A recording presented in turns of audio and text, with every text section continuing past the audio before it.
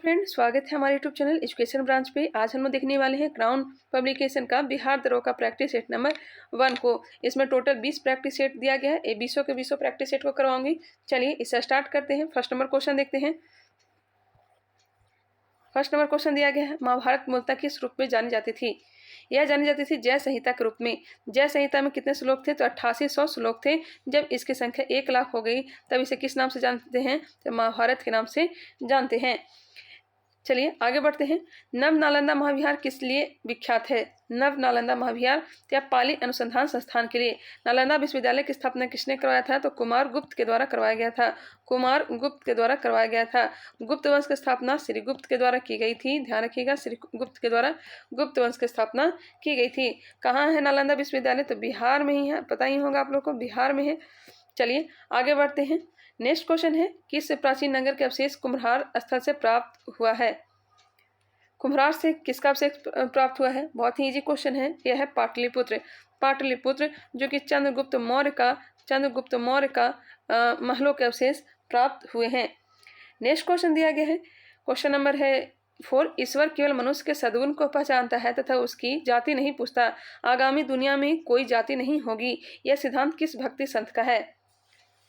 यह है गुरु नानक का। गुरु नानक का बताइएगा। गुरु नानक जो है सिख धर्म के संस्थापक हैं। सिख धर्म के संस्थापक। टोटल इसमें 10 गुरु हुए थे सिख धर्म में। जो पहले गुरु कौन थे? तो गुरु नानक थे। गुरु नानक ने ही लंगर व्यवस्था को शुरू करवाया था। लंगर व्यवस्था को शुरू करने वाले कौन थे? तो गुरु नानक ही थे। ध्यान रखिएगा, जब सुचारू रूप से चलाने वाला कौन थे? सुचारू रूप से चलाने थे गुरु अंगद, जिन्हें लहना के नाम से जाना जाता है।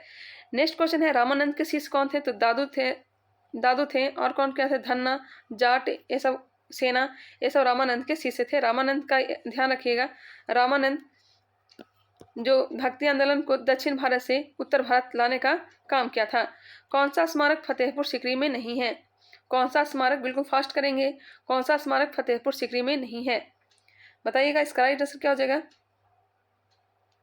इसका राइट आंसर हो जाएगा ऑप्शन नंबर डी, पंच अकबरी महल जो है फतेहपुर सीकरी में नहीं है, जबकि स्वर्ण महल, पंच महल और जोधाबाई का महल फतेहपुर सीकरी में है। चलिए ध्यान रखिएगा, अकबरी महल कहाँ है? बताइएगा, अकबरी महल कहाँ है? अकबरी महल जो है आगरा में है। अकबरी महल कहाँ है? आगरा में।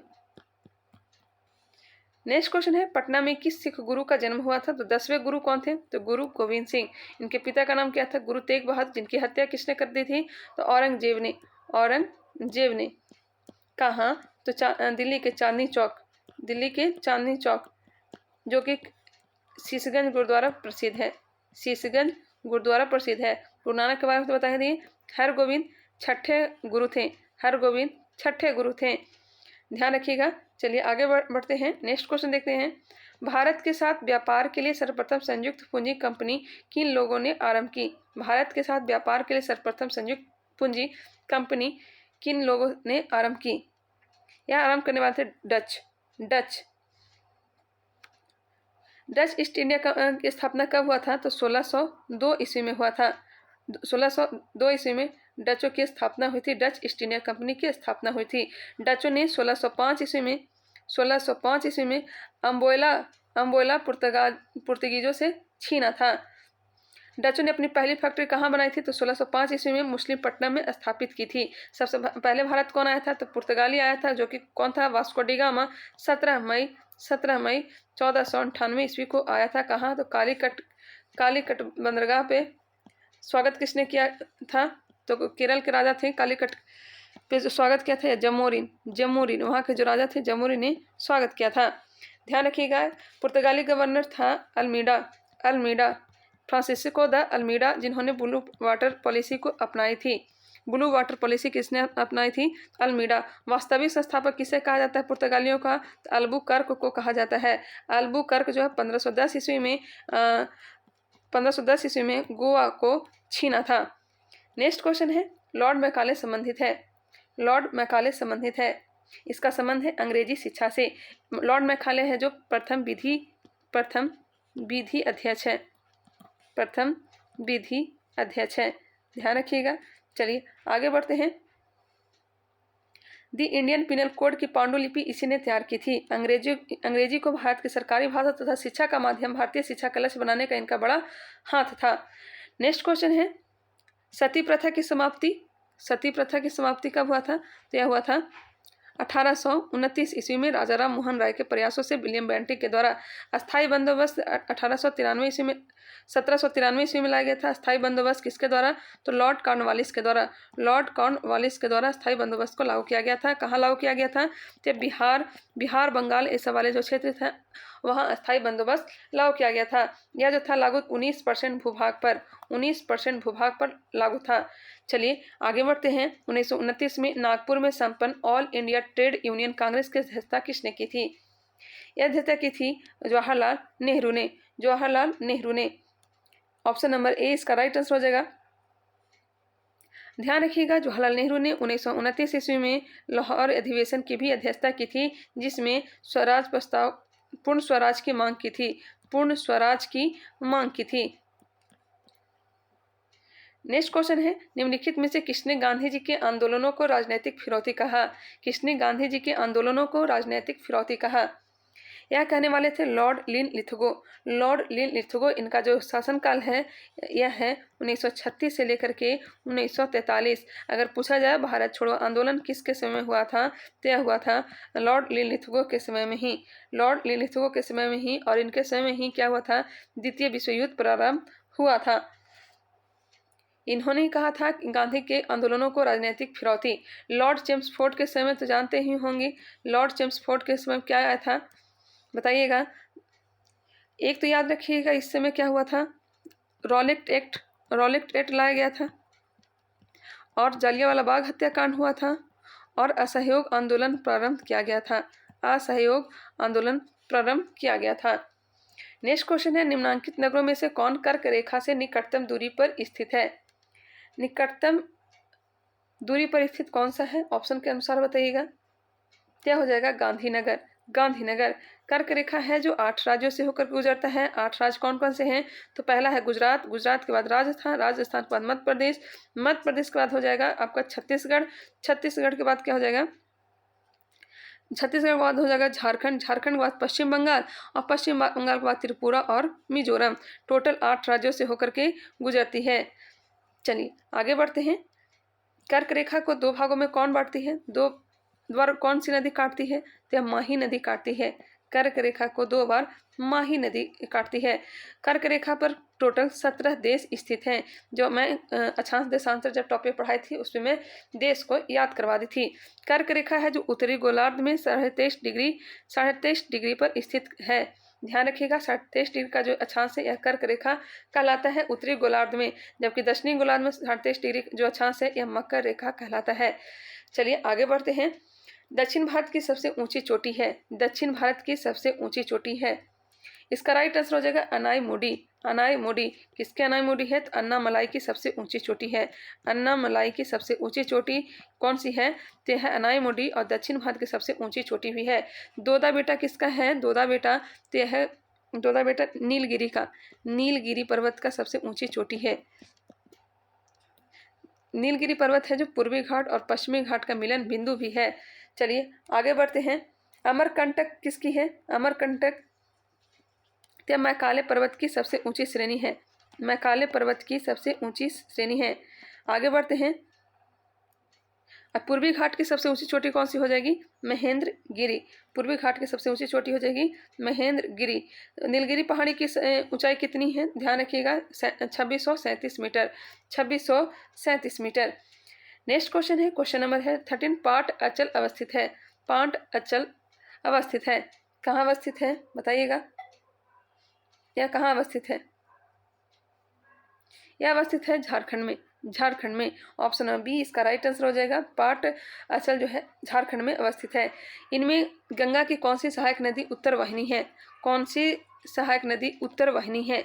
बताइएगा इसका राइट आंसर क्या हो जाएगा? जो उत्तर की ओर बहती है। बिल्कुल इजी है। सोन हो गया, पुनपुन हो गया, फल्गु हो गया, ये सब उत्तर वाहिनी नदी है। जबकि कोसी, घाघरा, गंडक सारे के सारे दक्षिण वाहिनी नदियाँ हैं। नेक्स्ट क्वेश्चन है सोन कहाँ से निकलती है? तो अमरकंटक के पहाड़ से निकलती है। कंटक के पहाड़ से निकलती है। कहाँ इसका उद्गम है? तो मध्य प्रदेश। मध्य प्रदेश। यह छत्तीसगढ़, उत्तर प्रदेश, झारखंड में प्रवाहित होती हुई बिहार में प्रवेश करती है। और पटना के कहाँ? मन्नेर शरीफ नामक प्रसिद्ध सूफी तीर्थस्थल गंगा नदी के दाहिने तट पर आकर मिल जाती है। इनकी प्रमुख सहायक नदियाँ याद रखिएगा। इनकी प्रमुख सहायक नदी जो है यह है गोपत, रिहंद। रिहंद किसकी सहायक नदी है? सोन की है। रिहंद हो गया। कनहर, उत्तरी कोयल, यह सोन नदी की सहायक नदी। जो कोसी, घाघरा, गंडक सब किसकी है? तो गंगा की सहायक नदी है। नेक्स्ट क्वेश्चन है, भारतीय मानसून मौसमी विस्थापन से इंगित है जिसका कारण है। भारतीय मानसून मौसमी विस्थापन से इंगित है जिसका कारण है। इसका कारण हो जाएगा स्थल तथा समुद्र का विभेदी तापन। स्थल तथा समुद्र का विभेदी तापन। ऑप्शन नंबर ए इसका राइट आंसर हो जाएगा। नेक्स्ट है, सारण सिंचाई नहर निकलती है। बिल्कुल इजी क्वेश्चन है। गंडक से। गंडक को क्या कहा जाता है? तो सदा नीरा के नाम से भी जाना जाता है। सदा नीरा के नाम से किसे जाना जाता है? तो गंडक नदी को जाना जाता है। बिहार का शोक किसे कहा जाता है? कोसी नदी को जाना जाता है। गंडक परियोजना के अंतर्गत गंडक नदी पर त्रिवेणी घाट के पास 740 मीटर लंबा बैराज बनाया गया है, जिसमें से निकाली गई पश्चिमी गंडक नहर का अहम हिस्सा सारण सिंचाई नहर है, जिसके माध्यम से गोपालगंज, छपरा एवं सिवान जिले में लगभग 1.5 लाख हेक्टेयर भूमि की सिंचाई संभव हो सकता है। नेक्स्ट क्वेश्चन देखते हैं। क्वेश्चन नंबर 17, देश में प्रथम कृषि विश्वविद्यालय की स्थापना किस वर्ष हुई? देश में प्रथम कृषि विश्वविद्यालय की स्थापना किस वर्ष हुई थी? बताइएगा किस वर्ष हुई थी? तय हुआ था 1960 ईस्वी में। 1960 ईस्वी में। ऑप्शन नंबर बी इसका राइट आंसर हो जाएगा। 17 नवंबर 1960 को उत्तर प्रदेश कृषि विश्वविद्यालय के रूप में इसका उद्घाटन उत्तराखंड के उधम सिंह जिले के पंतनगर में किया गया था। उत्तर प्रदेश कृषि विश्वविद्यालय के रूप में इसका उद्घाटन उत्तराखंड के उधम सिंह जिले के पंतनगर में किया गया था। तत्कालीन उस समय कहाँ था? उत्तराखंड, यूपी में ही था, लेकिन अब कहाँ है? उत्तराखंड में है। ध्यान रखिएगा। चलिए आगे बढ़ते हैं। नेक्स्ट क्वेश्चन है, भारत में एकमात्र राज्य जो केसर का उत्पादन करता है। बहुत इजी क्वेश्चन है। केसर का उत्पादन करने में सिर्फ और सिर्फ जम्मू कश्मीर है। केसर का उत्पादन जो होता है यह करेल कैवाल मिट्टी में होता है। ध्यान रखिएगा। चलिए आगे बढ़ते हैं। निम्नलिखित में से किस राज्य को क्रोमाइट उत्पादन में लगभग एकाधिकार है? क्रोमाइट उत्पादन में एकाधिकार किसका है? अगर पाइराइट पूछा जाता तो बिहार हो जाता। क्रोमाइट पूछा जा रहा है, इसका राइट आंसर हो जाएगा ओडिशा। ओडिशा इसका राइट आंसर हो जाएगा। क्रोमाइट में ओडिशा का एकाधिकार प्राप्त है। नेक्स्ट क्वेश्चन है, बिहार में डालमिया नगर किस लिए प्रसिद्ध है? तो यह है सीमेंट के लिए। सीमेंट के लिए। ऑप्शन नंबर बी इसका राइट आंसर हो जाएगा। यह कहाँ है? तो यह रोहतास में है। रोहतास में है। इसके अतिरिक्त यहाँ चीनी, कागज, केमिकल्स आदि उद्योग भी स्थापित हैं। नेक्स्ट है, दिसंबर 2018 तक के अनुसार विश्व के निम्न देशों में से किस देश में सबसे अधिक भारतीय आबादी है? सर्वाधिक आबादी जो है यह संयुक्त राज्य अमेरिका में। संयुक्त राज्य अमेरिका में। विश्व के निम्न देशों में से इसमें से बताना है तो यह संयुक्त राज्य अमेरिका का हो जाएगा, जो कि इसका जनसंख्या है 4,46,00,000। 44,60,000। 44,60,000। ध्यान रखिएगा। चलिए आगे बढ़ते हैं। 44,60,000।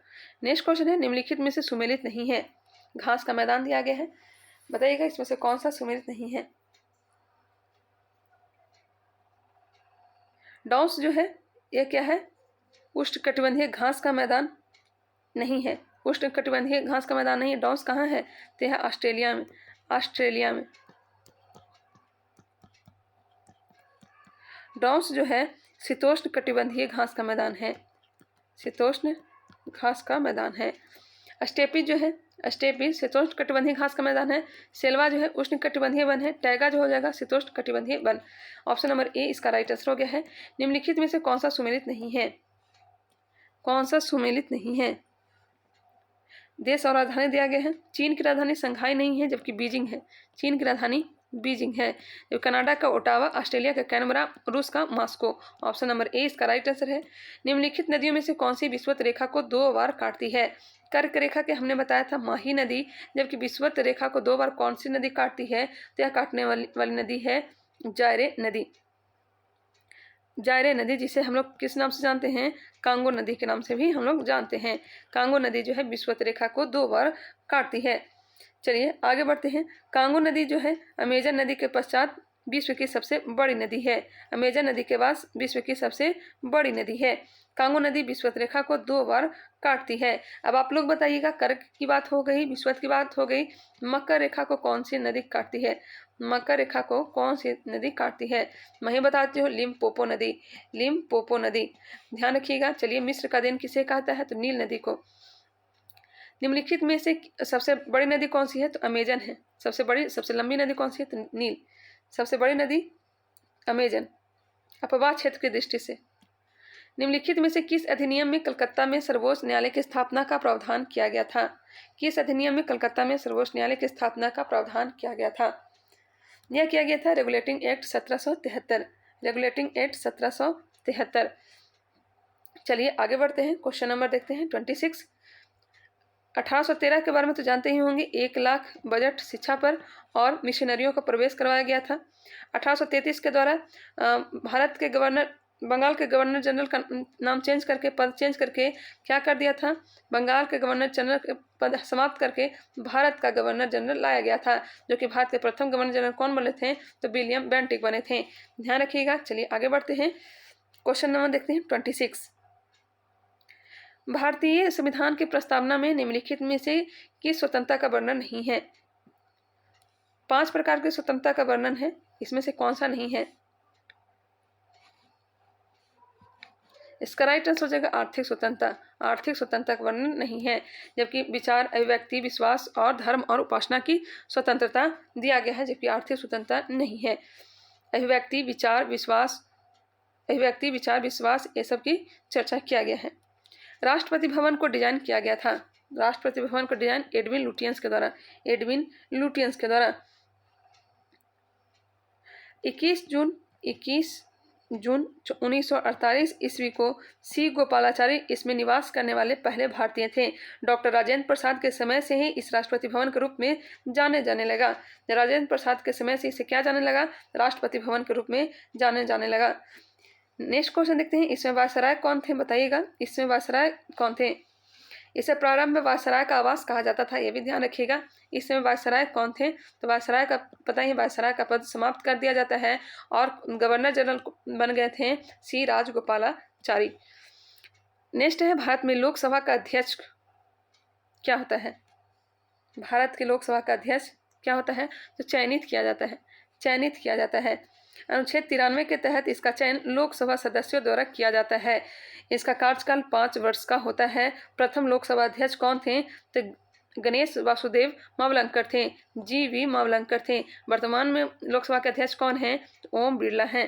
ध्यान रखिएगा, इसका चर्चा 93 के तहत चयन किया जाता है। निम्नलिखित में से किस समिति में राज्यसभा का प्रतिनिधित्व नहीं होता है? किसमें नहीं होता है? तो प्राक्कलन समिति में नहीं होता है। प्राक्कलन समिति में नहीं होता है। इसमें टोटल सदस्य होते हैं 30 और 30 के 30 किससे होते हैं? तो लोकसभा से होते हैं। इसकी स्थापना 1950 ईस्वी में जॉन मथाई के सिफारिश पे किया गया था। सबसे पुराना जो समिति है यह लोक लेखा समिति है, जो 1919 के इंडियन काउंसिल एक्ट के तहत 1921 में स्थापित की गई थी। इसमें टोटल जो सदस्य होते हैं 22 और 15 होते हैं लोकसभा से और 7 होते हैं राज्यसभा से। सार्वजनिक उपक्रम समिति में भी कितने होते हैं? तो 22 सदस्य होते हैं और इसमें 15 सदस्य कहाँ से होते हैं? लोकसभा से और 7 होते हैं राज्यसभा से। PIL है, क्या है बताइएगा? यह हो जाएगा public interest litigation. Option number A इसका राइट आंसर हो जाएगा। PIL सर्वोच्च न्यायालय के साथ साथ उच्च न्यायालय में भी प्रस्तुत किया जाता है। भारत के संविधान के किस अनुच्छेद के अनुसार राज्य के राज्यपाल के द्वारा मुख्यमंत्री को नियुक्त किया जाता है? किस अनुच्छेद के अनुसार राज्य के राज्यपाल के द्वारा मुख्यमंत्री को नियुक्त किया जाता है? बताइएगा, इसका राइट आंसर क्या हो जाएगा? अनुच्छेद 164। 164। ऑप्शन नंबर बी इसका राइट आंसर है। वित्त आयोग का मुख्य कार्य है, वित्त आयोग का मुख्य कार्य है। वित्त आयोग का चर्चा किसमें किया गया है? तो आर्टिकल 280 में किया गया है। चलिए इसके बारे में बताइएगा। केंद्रीय करों में राज्यों के भाग तथा केंद्र द्वारा राज्य के लिए दी जाने वाली वित्तीय सहायता के सिद्धांत का निर्धारित करना। केंद्र और राज्य का क्या करना है? टैक्स का बंटवारा करना वित्त आयोग का मुख्य कार्य है। ऑप्शन नंबर ए इसका राइट आंसर हो जाएगा। नेक्स्ट क्वेश्चन दिया गया है, निम्न में से कौन सा चुनाव निर्वाचन आयोग द्वारा संपादित नहीं किया जाता है? तो स्थानीय निकायों का जो चुनाव है चुनाव आयोग द्वारा नहीं किया जाता है, जबकि लोकसभा, राष्ट्रपति और राज्यसभा का निर्वाचन आयोग के द्वारा किया जाता है। ऑप्शन नंबर डी इसका राइट आंसर हो जाएगा। स्थानीय निकायों का चुनाव जो है अनुच्छेद 243 के एवं 243 जेड ए के तहत राज्य निर्वाचन आयुक्त द्वारा कराया जाता है। निम्नलिखित में से कौन पंचायतों की संरचना के बाबत उपबंध करने को अधिकृत है? यह है राज्य का विधानमंडल, राज्य का विधानमंडल। ऑप्शन नंबर बी इसका राइट आंसर है। किस भारत पाकिस्तान संघर्ष के परिणाम स्वरूप बांग्लादेश स्थापित हुआ था? इंदिरा गांधी के समय में दिसंबर 1971 ईस्वी में बांग्लादेश स्थापित हुआ था। बांग्लादेश पहले किस नाम से जाना जाता था? तो पूर्वी पाकिस्तान के नाम से जाना जाता था। चलिए ध्यान रखिएगा, 16 दिसंबर 1971 को पाकिस्तान सेना के आत्मसमर्पण के बाद पूर्वी पाकिस्तान स्वतंत्र राष्ट्र बांग्लादेश के रूप में स्थापित हुआ। इसके पहले प्रधानमंत्री कौन थे? तो शेख मुजीबुर रहमान थे, शेख मुजीबुर रहमान थे। नेक्स्ट क्वेश्चन है क्वेश्चन नंबर 36। भारत का प्रथम national centre for marine biodiversity NCMB किस शहर में स्थित है? यह स्थित है जामनगर में, जामनगर में। ऑप्शन नंबर बी इसका राइट आंसर हो जाएगा। जामनगर भारत के एकमात्र समुद्री राष्ट्रीय उद्यान कच्छ की खाड़ी के निकट स्थित है। भारत के प्रथम national centre for marine biodiversity 37 number है। भारत की प्रथम महिला विदेश सचिव कौन थी? भारत की प्रथम महिला विदेश सचिव कौन थी? यह थी चोकिला अय्यर। चोकिला अय्यर जो थी भारत की प्रथम महिला विदेश सचिव थी। मालगुडी डेज के लेखक कौन है? मालगुडी डेज के लेखक है R.K. नारायण, R.K. नारायण। ध्यान रखिएगा। चलिए आगे बढ़ते हैं। मालगुडी डेज जो है अनगिनत भाषाओं में छपी और उनकी सर्वाधिक चर्चित किताबों में शुमार है R.K. नारायण का।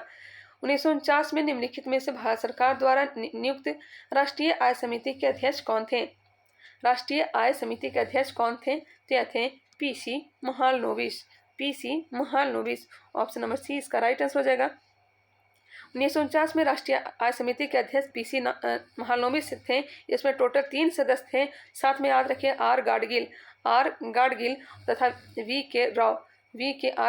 राव इसके सदस्य थे, V.K. राव। इन घटनाओं का कालानुक्रम में व्यवस्थित करें।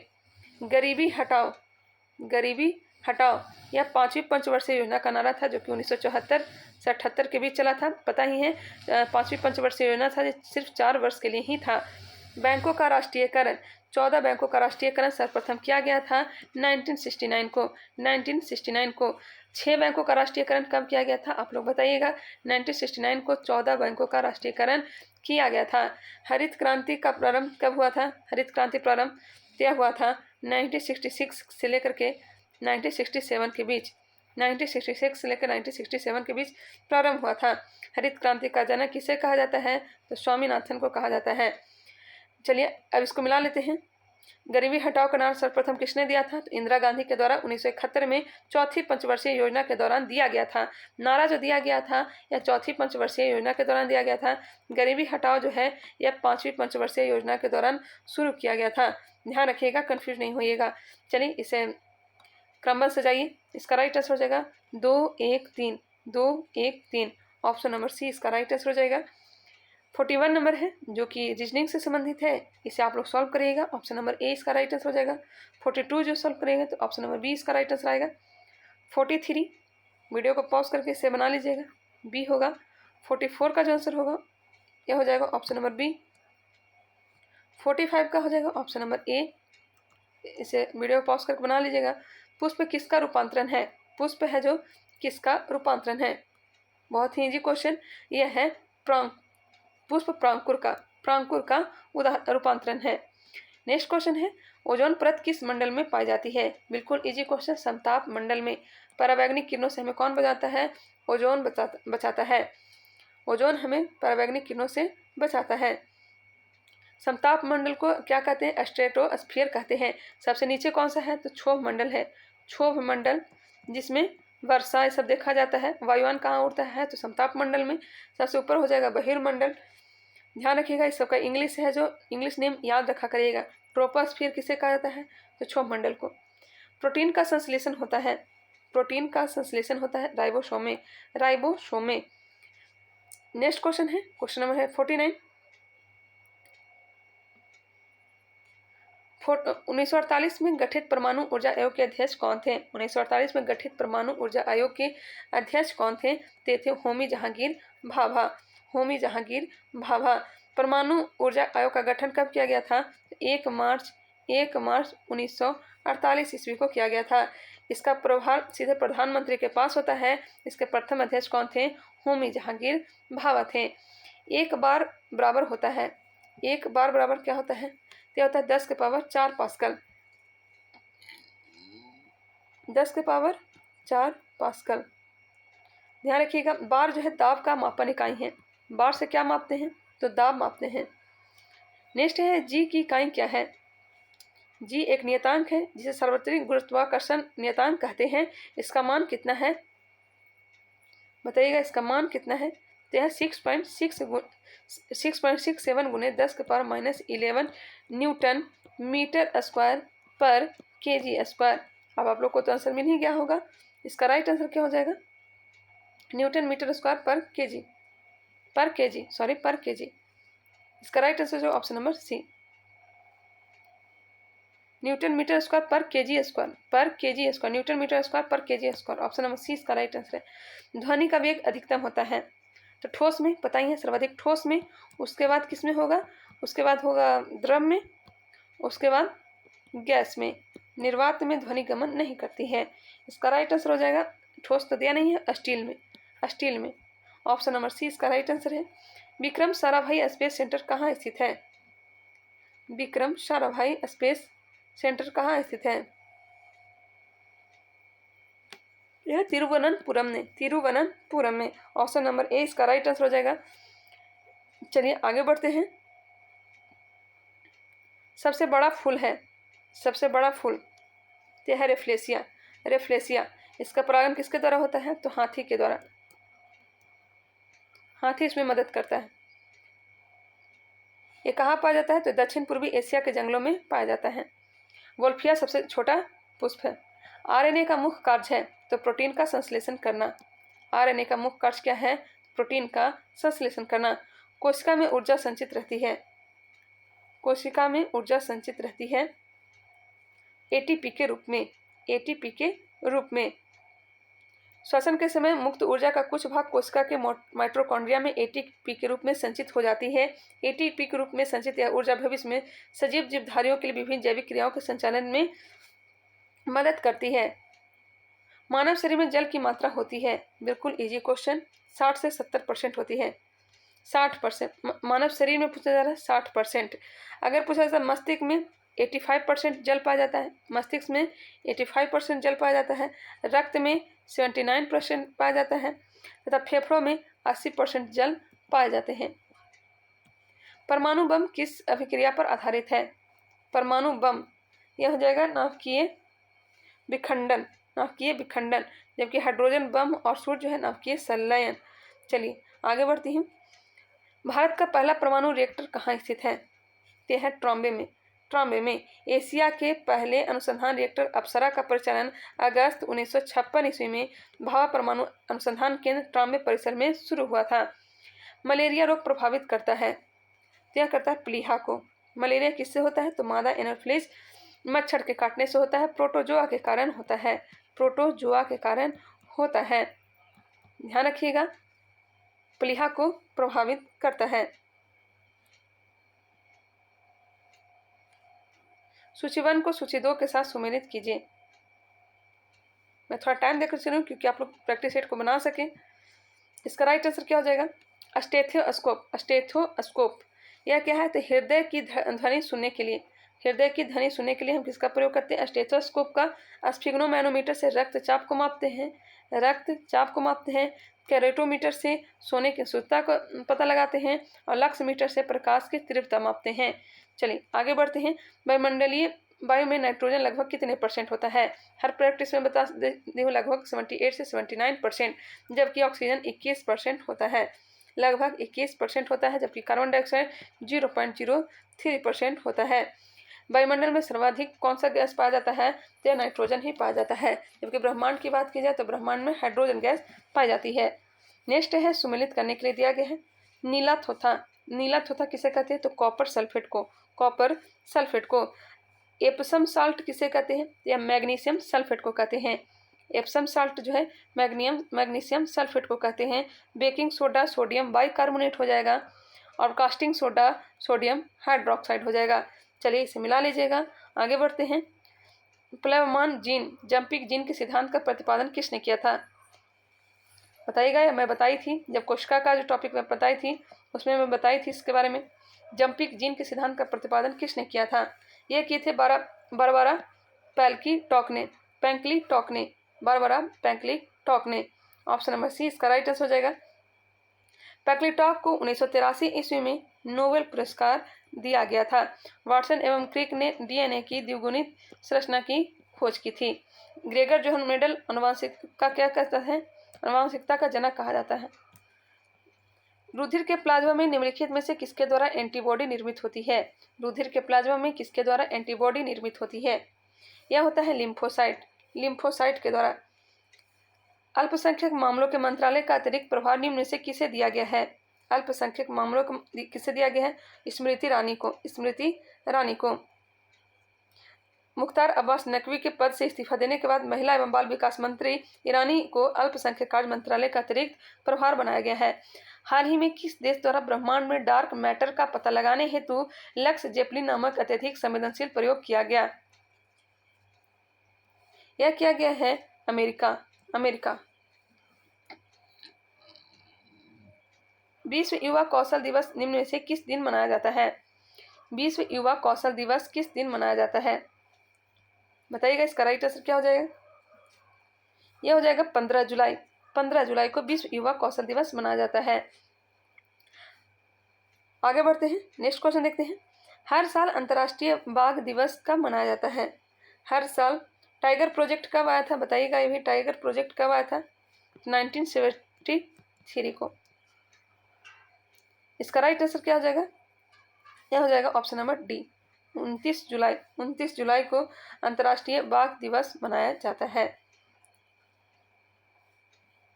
मिलेट का वैज्ञानिक नाम क्या है? मिलेट जिसे रागी कहते हैं, रागी का वैज्ञानिक नाम क्या है? इसका नाम है एलुसिन कोरकाना। ऑप्शन नंबर बी इसका राइट आंसर हो जाएगा। कौन सा राज्य फैमिली डॉक्टर पायलट प्रोजेक्ट से जुड़ा है?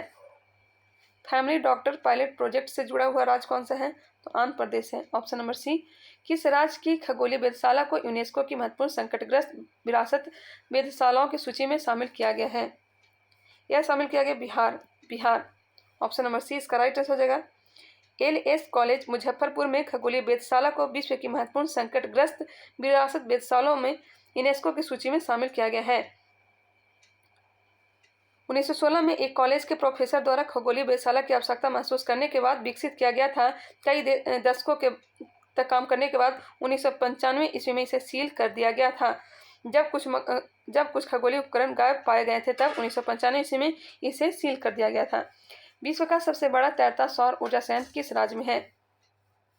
बनाया जाएगा? तो मध्य प्रदेश में। ऑप्शन नंबर बी इसका राइट आंसर हो जाएगा। 600 मेगावाट यह जो है बिजली पैदा करने की उम्मीद है और इसका जो लागत है 3000 करोड़ रुपए से अधिक होने का अनुमान है। इसका संचालन NTPC के द्वारा किया जाएगा। और कहाँ किया जाएगा? अगर भारत की पूछा जाए, भारत की सबसे बड़ी तैरती सौर ऊर्जा परियोजना कौन सा है? अभी कौन सा है? तभी हो जाएगा तेलंगाना के रामागुंडम में प्रचलित है। तेलंगाना में प्रचलित है। अब यह बन जाएगा तो पहला हो जाएगा, विश्व का सबसे बड़ा हो जाएगा। ध्यान रखिएगा। भारत सरकार ने राजपथ का नाम परिवर्तन करके क्या रखा है? बिल्कुल इजी क्वेश्चन, कर्तव्य पथ। कर्तव्य पथ, ऑप्शन नंबर ए इसका राइट आंसर हो जाएगा। केंद्र सरकार ने ऐतिहासिक राजपथ और सेंट्रल विस्टा लॉन का नाम बदलकर कर्तव्य पथ रखने का फैसला लिया है। भारत का पहला जैव ग्राम किस राज्य में स्थापित किया गया है? भारत का पहला जैव ग्राम किस राज्य में स्थापित किया गया है? तो यह है त्रिपुरा में। इसरो द्वारा लॉन्च किए जाने वाले 75 ग्रामीण स्कूलों से 750 लड़कियों द्वारा विकसित उपग्रह का नाम क्या है? इसरो की स्थापना कब हुई थी बताइएगा? तो यह हुआ था 15 अगस्त 1969 को। इसका राइट आंसर क्या हो जाएगा? यह हो जाएगा आज़ादी सेट। ताइवान की राजधानी कहाँ है? ताइवान की राजधानी कहाँ है? तो इसका राइट आंसर हो जाएगा ताइपे। किस दूरसंचार कंपनी ने अक्टूबर 2022 में दिवाली तक 5G सेवाओं को शुरू करने की घोषणा की है? रिलायंस जियो। भारत की सबसे बड़ी दूरसंचार कंपनी रिलायंस जियो ने 29 अगस्त 2022 को दिल्ली, मुंबई, कोलकाता और चेन्नई में अक्टूबर 2022 में दिवाली तक अपनी 5G सेवाओं की शुरुआत करने की घोषणा की थी।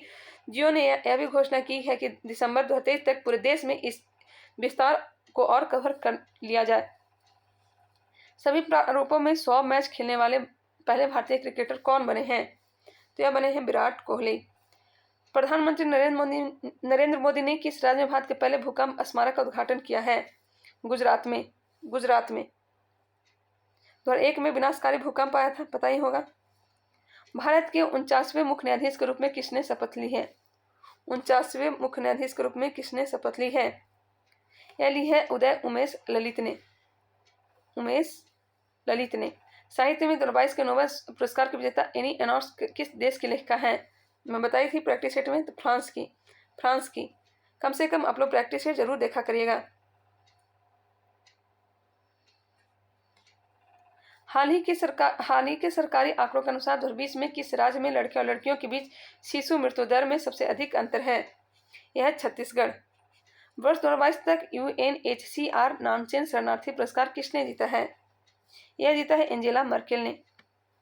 प्रधानमंत्री नरेंद्र मोदी ने किनके मार्गदर्शन के लिए युवा 2.0 लॉन्च किया है? युवा 2.0 लॉन्च किया है। यह युवा लेखक के लिए। विश्व सांख्यिकी दिवस मनाया जाता है। विश्व सांख्यिकी दिवस कब मनाया जाता है? 20 अक्टूबर को। निम्नलिखित में से कौन सा क्षेत्र जैव विविधता के हॉटस्पॉट क्षेत्र है? कौन सा क्षेत्र जैव विविधता के हॉटस्पॉट क्षेत्र है? यह है पूर्वी हिमालय और पश्चिमी घाट। ऑप्शन नंबर बी इसका राइट आंसर है। हॉटस्पॉट किसे कहते हैं बताइएगा? हॉटस्पॉट किसे कहते हैं? जैव विविधता हॉटस्पॉट वह क्षेत्र जहां अनेक लुप्त होती प्रजातियां पाई जाती है। निम्नलिखित में से कौन सा भारत में शास्त्रीय नृत्य नहीं है? 8 शास्त्रीय नृत्य वाला एक टॉपिक मैं करवा दी हूँ। कथक है, कथक उत्तरी भारत का। मणिपुर का। सतरिया कहाँ का है? असम का। भांगड़ा कहाँ का है? भांगड़ा शास्त्रीय नृत्य नहीं है, लोक नृत्य है, जो कि कहाँ का है? पंजाब का। सबरीमाला किस प्रदेश में है? बहुत प्रसिद्ध रहा था कुछ दिन पहले। केरल। आए दिनों खबरों में रहता है। नेक्स्ट क्वेश्चन है, गुरुमुखी डोंगरी और सिंधी लिपि की उत्पत्ति किस लिपि से हुई है? गुरुमुखी डोंगरी और सिंधी लिपि की उत्पत्ति किस लिपि से हुई है? तो यह हो जाएगा शारदा लिपि। बिहार में पहला रेल मार्ग किन 2 स्थानों के बीच था? यह जगह मुगल सराय से कोलकाता। 1912 में भारतीय राष्ट्रीय कांग्रेस का अधिवेशन बिहार में कहाँ हुआ था, जो कि 27वां अधिवेशन था? और कहाँ हुआ था? तो बांकीपुर पटना में हुआ था। किसने अध्यक्षता की थी बताइएगा? किसने अध्यक्षता की थी? नेक्स्ट क्वेश्चन है, केसरिया पर्यटन स्थल किस जिले में स्थित है? केसरिया पर्यटन स्थल किस जिले में स्थित है? तो यह मुजफ्फरपुर में। बीबी कमाल साहिब की मजार कहाँ स्थित है? बीबी कमाल साहिब की मजार कहाँ स्थित है? तो यह है जहानाबाद में। ऑप्शन नंबर ए इसका राइट आंसर हो जाएगा। हजरत बीबी कमाल मध्य एशिया से आई विश्व की प्रथम महिला सूफी संत हैं। बीबी कमाल तुगलक वंश के शासन काल में एक सूफी संत महिला थी जो तांत्रिक विद्या के लिए प्रख्यात थी। जहानाबाद जिले के काको के बारे में अगर जानते होंगे, काको स्थित हजरत बीबी कमाल के मजार बिहार के ऐतिहासिक, पुरातात्विक, धार्मिक और सांप्रदायिक सद्भाव केंद्रों में से एक है। घाघरा नदी बिहार के किस जिले में गंगा से मिलती है? या छपरा में। ऑप्शन नंबर ए इसका राइट आंसर हो जाएगा। दक्षिणी तिब्बत के ऊंचे पर्वत शिखरों से मानसरोवर झील के समीप से निकलती है। यह नेपाल में प्रवेश करती है, जहां इसका नाम कर्णाली है। इसके बाद यह भारत के उत्तर प्रदेश एवं बिहार में प्रवाहित होती है। लगभग 170 किलोमीटर की यात्रा के बाद बलिया और छपरा के बीच यह गंगा में मिल जाती है। हाल ही में बिहार के रामचंद्र मांझी का देहांत हो गया। वह किस कला से संबंधित थे? रामचंद्र मांझी का निधन हो गया, जो कि सारण जिले से संबंधित थे। सारण जिले से संबंधित थे। इन्हें पद्मश्री अवार्ड भी दिया गया था। पद्मश्री अवार्ड दिया गया था। इनका निधन कहाँ हुआ था? तो पटना में हुआ था। और लौंडा नाच के लिए मशहूर थे। लौंडा नाच नृत्य के लिए प्रसिद्ध थे। ऑप्शन नंबर बी इसका राइट आंसर हो जाएगा। ऑटोमोबाइल उद्योग के कारण किस शहर को डेट्रॉइट ऑफ इंडिया कहा जाता है? यह कहा जाता है चेन्नई को। रुपया भारत का मानक सिक्का कब बना था? रुपया भारत का मानक सिक्का कब बना था? यह बना था 1835 में। रुपये भारत का मानक सिक्का 1835 में बनाया गया। 1806 ईस्वी में चांदी के सिक्के को अपनाया गया था। 1816 में कागजी मुद्रा को अपनाया गया था। 1816 में कागजी, 1806 में चांदी, 1835 में रुपया को अपनाया गया था। ध्यान रखिएगा, 1841 में सोने के सिक्के को ढालने का एक असफल प्रयास किया गया था। रुपये का निशान रुपया किसने दिया? रुपये का निशान रुपया किसने दिया था? पता ही होगा, डी उदय कुमार ने 2010 में। नेक्स्ट क्वेश्चन है, मच्छू नदी पर बना मोरबी ब्रिज गिर जाने से सैकड़ों लोगों की मौत हो गई। यह ब्रिज किस राज्य में है? बहुत ही फेमस रहा था, गुजरात में है। आई होप यह वीडियो पसंद आया होगा। अगर यह वीडियो पसंद आया तो प्लीज़ इसे लाइक करें। अगर नए हैं तो हमारे चैनल को सब्सक्राइब कर लीजिएगा। मिलते हैं नेक्स्ट वीडियो के साथ, तब तक के लिए धन्यवाद।